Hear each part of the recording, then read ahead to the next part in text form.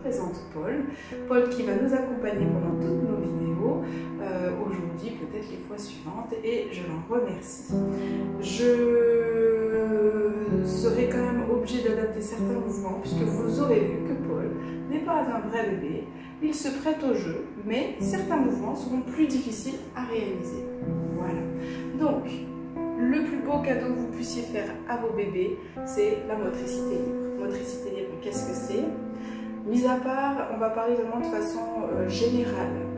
Il y aura certainement plein de cas particuliers que peut-être nous pourrons évoquer un jour ou pour lesquels vous pouvez nous interpeller. Donc, mis à part tous les cas particuliers qui existent, et en considérant le fait que chaque enfant est différent, donc se développe à son rythme en fonction de ses besoins, je ne vous donnerai donc pas d'âge de développement, mais plutôt des stades de développement.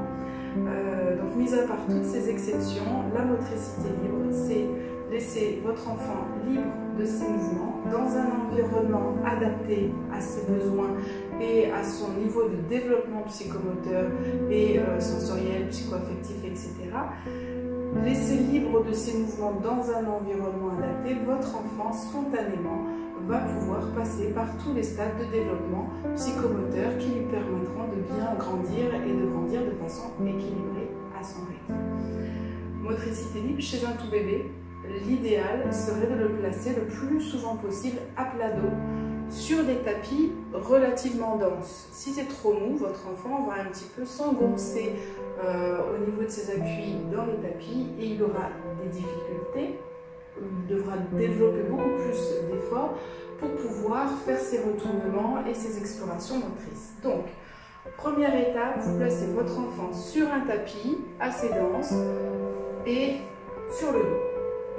Voilà, avec autour de lui des objets à proximité qui lui permettent de commencer à venir explorer. Quand je dis des objets à proximité, ce n'est pas une foison d'objets tout autour de lui dans lesquels il va se perdre et qui vont être hyper stimulants pour lui. Donc, à plat dos, avec quelques objets hop, autour de lui que vous pouvez disposer de façon plus ou moins espacée. Hop, voilà. Plus votre enfant est petit, plus il est immature au niveau neurologique pour pouvoir traiter toutes les informations sensorielles qui affluent autour de lui.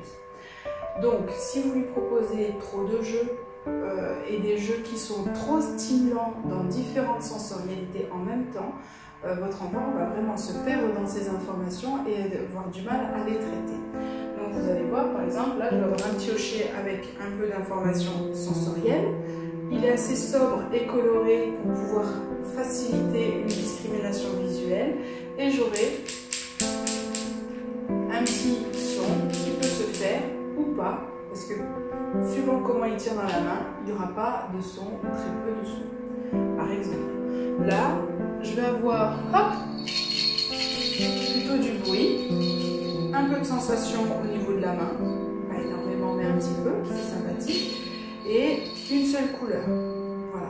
Donc vous voyez, ce sont des objets qui vont pouvoir attirer son attention et qui vont pouvoir lui permettre de faire plein d'explorations sensorielles. Première chose. Donc aujourd'hui, c'était un peu l'installation.